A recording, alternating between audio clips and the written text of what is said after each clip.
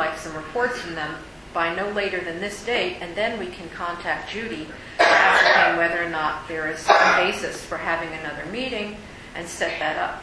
But I think you have to consider the residents. As soon as you start having another meeting that isn't a scheduled meeting, residents become concerned that you're not being transparent, that you're trying to hide something from them by putting another meeting on the agenda that they didn't have scheduled. Yeah, I disagree.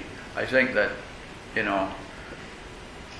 what happens is the longer between meetings, the more time people have to get things done. And oftentimes that means there's no urgency to do it. We've seen that here already. My feeling is if you have a meeting and people have to explain what they're doing, like the police chief and Duncan and other people, I think you're going to put pressure on people to get things done. And my feeling is that 3 months is really kind of too long. And I don't know, I'll see what the other committee members feel. There was a lot of blogging going on about the 2 fatalities, and I got a lot of people saying, what's Atherton Transportation doing about it? I said, hey, why don't you show up at one of our meetings? The next one's November 9th, and we can all hear about it from you. And we had to cancel that meeting for lack of interest. That's pathetic. So I mean. So how do you feel? Should we have another meeting earlier, or should we just leave it the way it is? I'll accept whatever the committee says. I agree with Kathy about the transparency, because there's a lot of that people do perceive.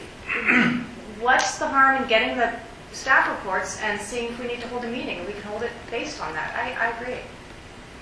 Yeah, if not, what is the agenda? I mean, we can put the Holbrook Lane on the agenda, but then we haven't given those people adequate notice. It's only a month away, and by the time the staff prepares the notice and they work on their schedules, that's not a lot of time, we've found. But we've plenty of time for notice to the residents. It would be helpful to me if we get our packets about 3 or 4 days earlier than this. We typically see those on a Friday night, and then Tuesday is the meeting. And if we know 2 months ahead when the meeting is, it seems to me we can set a deadline as to when things would be included. It would allow us to get those out early enough that we can go out and drive around and see what's going on ourselves and have a chance to review these maybe repeatedly. Let's just answer the question. Do we want a meeting sooner, or whatever you decide, of course, I'll go along. Well, I guess one thing we could do is maybe, rather than say, let's have a meeting next month, we could say we're going to start meeting more frequently beginning a couple of months from now. And then we could have more frequent meetings, and we could provide adequate notice to people of that. The Transportation Committee meeting used to be every monthly until a few years ago when one council member didn't like coming every month. And we've seen some of these meetings now, drag on and drag on. I don't say monthly, but I say, as the mayor says, maybe we should meet every other month. Isn't that what we're doing? That's what we do. That's what we do. Every Yeah. Okay. We changed it. It used to be 4 Used to be year. quarterly, yeah. And last year we changed it to Last every year other we month. changed Okay. All right. So let's just leave it then. I get the feeling everybody wants to just leave it the way it is, and that's fine. Let's just leave it on March 8th. Unless there's something that indicates we should have an earlier meeting. And I think the question is, I think we'd like reports back on the issues that we discussed tonight before that meeting. And certainly within the next couple of weeks, some indication of what's happening with, if anything, with regard to the speeding issue, with regard to the Fair Oaks issue, with regard to the Hoover issue. And then we can decide whether or not we feel there's some reason. There actually are a couple other issues I was expecting to hear about tonight.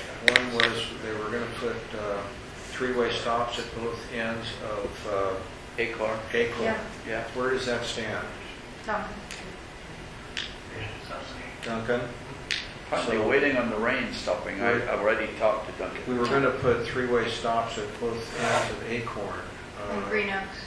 Right. We have several projects that are approved, but we got caught by the rain with the involved striking the road. We can't strike a wet road. We have to wait to have at least a couple of weeks of dry weather, and also not have our crews on emergencies. It's the same crews that would do that are taking care of down trees. Apparently they can't put stop signs in until they strike the road, what Duncan tells me. Could you in our Transportation Committee reports, could you give us a status report? These are projects that have come before us that are, this is the status, this is what we've approved and this is where it stands until the completion period, so that we know what's still on our plate and why it hasn't finalized, please.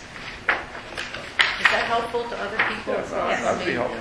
Yes. We're not trying to remember. And I might suggest another thing, that for other committees I'm on, that what we've done is gone to website posting of all this material rather than relying on written notebooks, and everyone on the committee is required to have read all the material before they come to the meeting, and therefore we can save a lot of time in the meeting by not having standard reports given unless there are questions on those.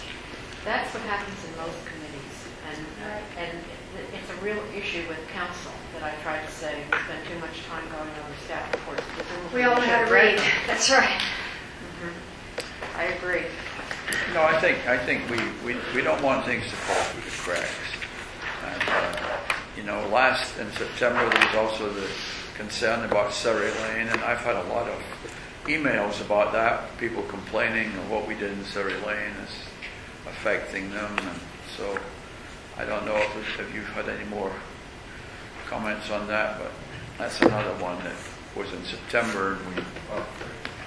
I should have an update on all of those on here, but Surrey Lane's actually been done, and there was a complaint from one of the residents, Steve Tyler, and I went out there and met with him and his neighbor, and we basically resolved it. We moved it the way that it was done, and it was going to come back here because the one resident wanted it to be just for a certain amount of time. The fire department, has had problems getting in there. Yes, that it needs to be no parking anytime, and so he's okay with it. Well, if on a status report, even things that have been finalized, when it comes back to haunt us in the form of emails, it would be nice to know what has actually happened, that the emails have stopped. Because as far as we know, it's just gone into a vacuum where a person's gone on vacation or something's happened and we're going to start hearing about it. So if you could tell us what's happening, it would be very helpful. Okay, I think that's all. Is there any other business any of the committee members would like to bring up? We cannot, because of the ground. Well, Are we getting another member? Are we talking about that? It's posted. Got it. so the next item of business is adjournment. Can I have a motion to adjourn? So moved. All in favor?